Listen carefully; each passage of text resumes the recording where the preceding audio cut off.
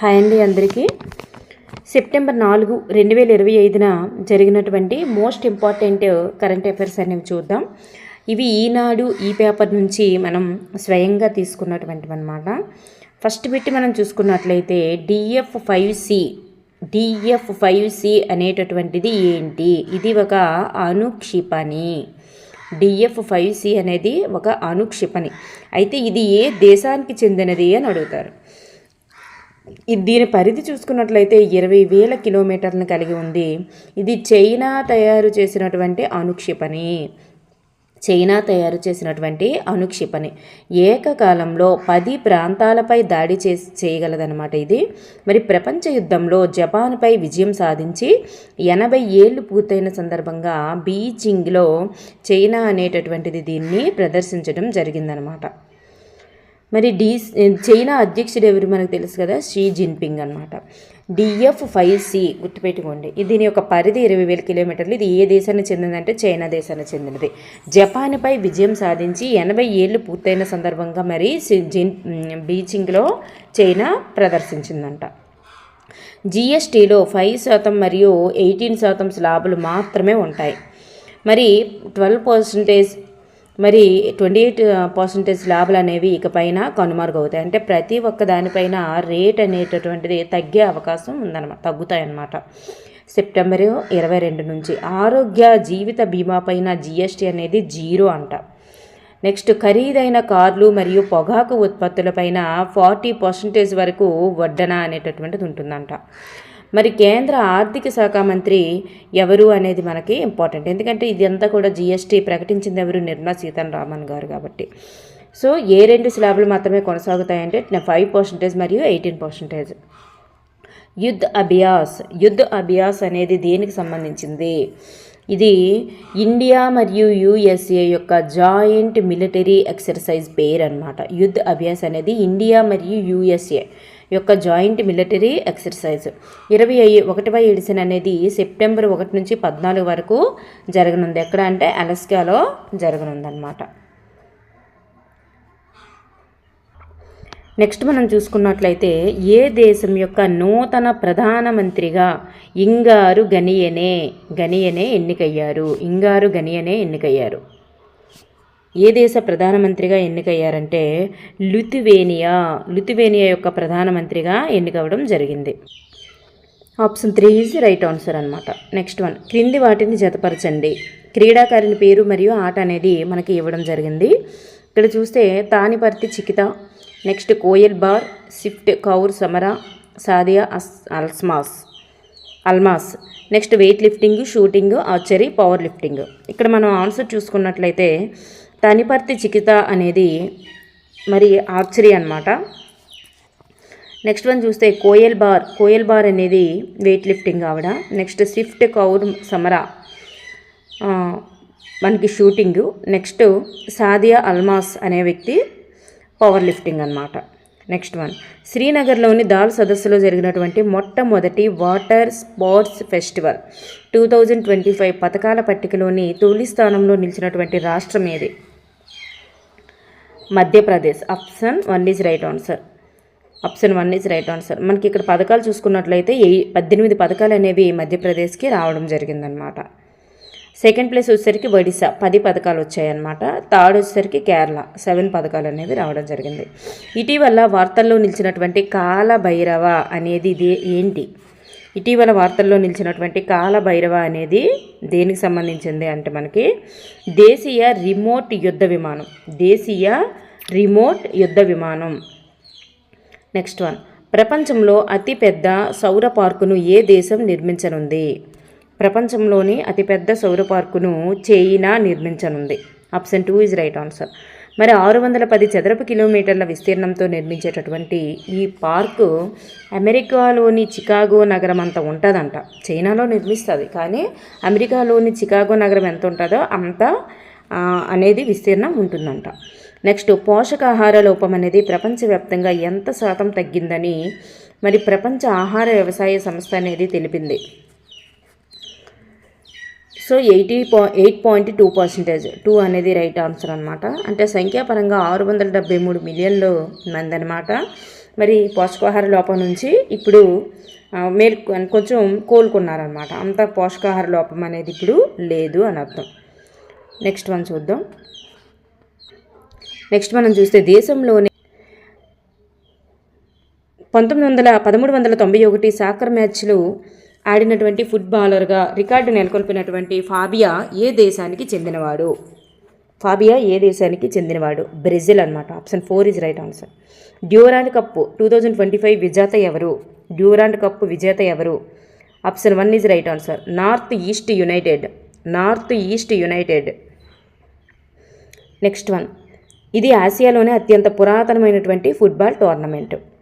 Next one, BRICS bank ఎవరిని vice president ప్రధాన risk ఆఫీసర్గా నియమించింది? Rajeev Ranjan. Option 1 is right answer. Next one, session of the successful the flight out of new India అనేటటువంటి పుస్తక రచయిత ఎవరు? Option 2 is right answer. Sanjay బారు. ఏ రాష్ట్రంలో షాజహాన్పూర్ జిల్లాలోని జలాలాబాద్ పట్టణానికి పరశురామపురిగా పేరు మార్చారు? ఉత్తరప్రదేశ్కు అలా పేరు మార్చడం జరిగింది. సౌర తుఫానులను అంచనా వేయడానికి నాసా IBM సృష్టించినటువంటి అధునాతన కృత్రిమ మేధస్సు వ్యవస్థ ఏది? సౌర తుఫానులను గుర్తించేందుకు. So option 4 is right answer. Surya AI. International institute for management development IMD smart city index 2025లో మొదటి స్థానంలో నిలిచినటువంటి నగరం ఏది? స్మార్ట్ సిటీ జ్యూరిచ్ అనమాట. నెక్స్ట్ వన్, 2025 సెప్టెంబర్ 1 నుంచి 14 వరకు మైత్రి విన్యాసాలు భారత్ మరియు థాయిలాండ్ మధ్య ఎక్కడ జరుగుతాయి? 2025 సెప్టెంబర్ 1 నుంచి 14 వరకు మైత్రి విన్యాసాలు భారత్ థాయిలాండ్ మధ్య ఎక్కడ జరుగుతాయి అంటే మనకు అవి మేఘాలయలోని ఉమ్రోయిలో జరుగుతాయి. నెక్స్ట్ వన్, ఈ క్రింది వాటిలో సరి అయినది ఏది అని చూస్తే మనకి ఇక్కడ ఇవన్నీ కూడా సరి అయినవే. ప్రధానమంత్రి స్వనిధి పథకం గడువును 2030 మార్చి 31 నుంచి 31 వరకు పొడిగించడానికి కేంద్ర మంత్రివర్గం ఆమోదం తెలిపింది. నెక్స్ట్ వన్ చూస్తే 2020 జూన్ 1న ప్రధానమంత్రి స్వనిధి పథకాన్ని ప్రారంభించడం జరిగింది. ఈ పథకం కింద వీధి వ్యాపారులకు ఎలాంటి హామీ లేకుండానే దశల వారీగా రుణాలు అనేది ఇవ్వడం జరుగుతుంది. 2020 జూలై 30 నాటికి ఈ పథకం కింద 68 లక్షల మందికి పైగా వీధి వ్యాపారులకు 96 లక్షల రుణాలని మంజూరు అయ్యాయన్నమాట. నెక్స్ట్ వన్, 2025 అక్టోబర్ 30 నుంచి నవంబర్ 27 వరకు చెస్ ప్రపంచ కప్ అనేది ఎక్కడ జరగనుంది అంటే గోవాలో జరగనుంది. Option 2 is right answer. క్రింది వాటిలో సరి అయినది ఏదంటే మనకి కేరళలోని కొట్టాయం జిల్లాలోని మహాత్మా గాంధీ వర్సిటీలో ట్రాన్స్జెండర్ విద్యార్థులకు ప్రత్యేక వసతి గృహం అనేది ఏర్పాటు చేశారు. కేరళ నుంచి కుట్టియాడి కొబ్బరికి GI ట్యాగ్ అనేది లభించడం జరిగింది. చూడండి, కేరళ నుంచి కుట్టియాడి కొబ్బరి అనేది కేరళకు సంబంధించినది అని జియో ట్యాగింగ్ ఇవ్వడం జరిగింది. నెక్స్ట్, బక్సర్ థర్మల్ పవర్ ప్లాంట్ను బీహార్లో నిర్మించనున్నారు. నెక్స్ట్, ఉత్తరాఖండ్ ఇటీవల మైనారిటీ విద్యా సంస్థల చట్టం 2025ను ఆమోదించడం జరిగింది. అయితే ఇక్కడ చూస్తే ఆప్షన్ 3 అనేది రాంగు. బక్సర్ థర్మల్ ప్లాంట్ను బీహార్లో నిర్మించడం అనేది రాంగు. నెక్స్ట్, ఇటీవల భారత పర్యటనకు వచ్చినటువంటి సితివేని రబుక ఏ దేశానికి ప్రధానమంత్రి అంటే మనకి ఫిజీ దేశానికి ప్రధానమంత్రి. నెక్స్ట్ వన్ చూస్తే మనకి డిప్యూటీ జాతీయ భద్రతా సలహాదారుగా ఎవరు నియమితులయ్యారు? జాతీయ భద్రతా సలహాదారు డిప్యూటీ అన్నమాట, ఫుల్ కాదు. ఎవరంటే అనీష్ దయాల్ సింగ్. నెక్స్ట్ వన్, క్రింది వాటిలో సరి అనేది ఏదే? ఇక్కడ చూస్తే మనకి అస్సాం రైఫిల్స్ IIT మణిపూర్ మధ్య రక్షణ భద్రతా అవసరాల కోసం డ్రోన్ టెక్నాలజీని అభివృద్ధి చేయడానికి అవగాహన ఒప్పందం కుదిరింది. లింగ సమానత్వాన్ని పెంపొందించడానికి కేంద్ర పారిశ్రామిక భద్రతా దళం అనేది CISF అనేది తన మొదటి మహిళా కమాండో యూనిట్ను ప్రారంభించింది. నెక్స్ట్, MiG-21 యుద్ధ విమానాలకు 2025 సెప్టెంబర్ 26న చండీగఢ్లో భారత వైమానిక దళం విధుల నుంచి వీడ్కోలు అనేది పలుకుతుంది. సో ఈ 3 కూడా మనకి ఇక్కడ రైట్ ఆన్సర్స్. 2025 ఆగస్టు 17 టు 24 వరకు కెనడాలోని విన్నీపెగ్లో జరిగినటువంటి 19వ ప్రపంచ ఆర్చరీ యూత్ ఛాంపియన్షిప్ 2025లో 17 పథకాలను గెలుచుకొని మొదటి స్థానంలో నిలిచినటువంటి దేశం ఏది అంటే దక్షిణ కొరియా. చూడండి, ఇది దేనికంటే ఆర్చరీకి సంబంధించి యూత్ ఛాంపియన్షిప్ అనమాట. నెక్స్ట్ వన్, క్రింది వాటిలో సరి అయినది ఏది? క్రింది వాటిలో సరి అయినది ఏదంటే మనకి ఇక్కడ ఈ 3 సరి అయినవే. వ్యవసాయం మరియు అనుబంధ రంగాల్లో సాంకేతిక సహకారానికి భారత్ భూటాన్ మధ్య ఒప్పందం కుదిరింది. భారత్ మరియు కువైట్ల మధ్య 7వ రౌండ్ కార్యాలయ సంప్రదింపులు అనేవి న్యూఢిల్లీలో జరిగాయి. నెక్స్ట్, వ్యవసాయ రంగంలో సహకారం మరింతగా పెంచుకోవడానికి భారత్ మరియు దక్షిణాఫ్రికా జాయింట్ వర్కింగ్ గ్రూపు 5వ సమావేశం అనేది వర్చువల్గా జరిగింది. ఈ 3 కూడా సరి అయినవే. 2025 ప్రపంచ పోటీతత్వ ర్యాంకింగ్లో భారత్ స్థానం ఎంత? భారత్ స్థానం ఎంత అని అంటే 41వ స్థానం. 41వ స్థానం అంటే స్విట్జర్లాండ్, సింగపూర్, హాంకాంగ్లు అనేవి మొదటి 3 స్థానాలు గెలుచుకోవడం జరిగింది. జాతీయ క్రీడా దినోత్సవాన్ని ఎప్పుడు నిర్వహిస్తారు? ఆగస్టు 29. ప్రాజెక్ట్ ఆరోహణకు సంబంధించి సరి అయినది ఏమిటి?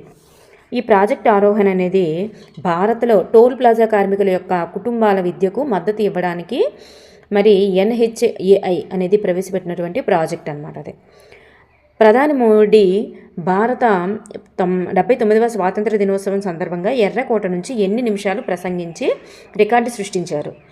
ఎన్ని నిమిషాలు అంటే 103 నిమిషాలు. భారతదేశంలో 22వ ఇండియన్ ఇన్స్టిట్యూట్ ఆఫ్ మేనేజ్మెంట్ను ఎక్కడ ఏర్పాటు చేశారు? పాలసబరి అస్సాంలో ఏర్పాటు చేయడం జరిగింది. నెక్స్ట్, S2025U1 అనేది అంటే ఏంటి? మనకు తెలుసు కదా, యురేనస్కి మరి కొత్త గ్రహం అనేది కనిపెట్టడం జరిగింది. యురేనస్కి 29వ ఉపగ్రహంగా మరి దీన్ని కనుక్కోవడం జరిగిందనమాట. యురేనస్కి సంబంధించినటువంటి 29వ ఉపగ్రహం. ఏ దేశంలో భారత హై కమిషనర్గా దినేష్ కే పట్నాయక్ నియమితులయ్యారు? కెనడా దేశానికి ఈయన నియమితులవ్వడం జరిగింది. IMF యొక్క ఎగ్జిక్యూటివ్ డైరెక్టర్గా ఎవరు నియమితులయ్యారు? IMF యొక్క ఎగ్జిక్యూటివ్ డైరెక్టర్గా మనకి ఉర్జిత్ పటేల్ గారు నియమితులవ్వడం జరిగిందనమాట. Thank you for everyone.